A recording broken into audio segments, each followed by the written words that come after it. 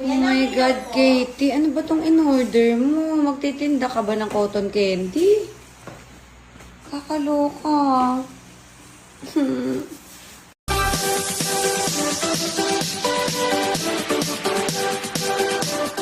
Hello at welcome back sa aking channel. Katrina Halili nagulat at naloka sa maraming cotton candies na in-order ng kanyang anak na si Katie Lawrence.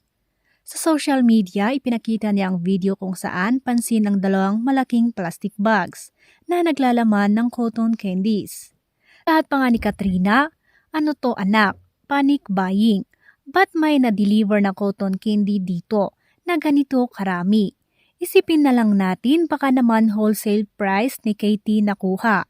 Tingnan mo ang ginawa Chris Lawrence. Sa ginawa nga ni Katie ay tinanong ito ng kanyang nanay Katrina kung ano ang gagawin niya sa mga 150 pieces na cotton candies.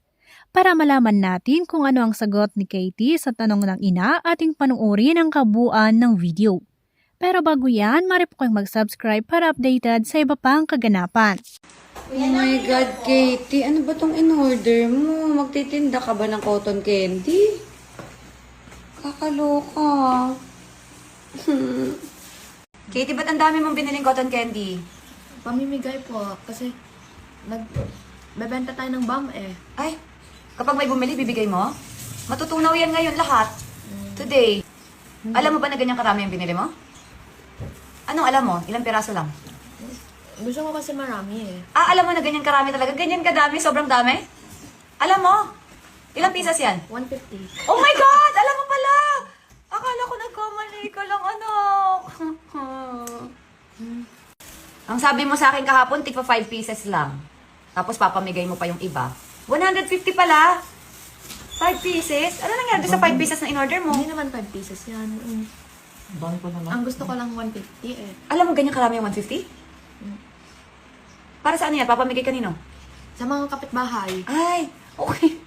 ay mga bibigyan ko din yung mga tao. Huwag mo ubusin yan, anak. Masisira yung teeth Ayaw mo. ko ubusin. Opo, Magbibigay din tayo sa nasa street. Magbibigay tayo sa street mamaya. Opo. Sinadya mo na busy ako mag-play kahapon sa paddle, ha? Kasi kaya ni Papa eh. Kaya gusto ko nga eh, please. Please lang, Mama. Gusto ko mamigay. Kasi lagi sila pumunta sa car natin.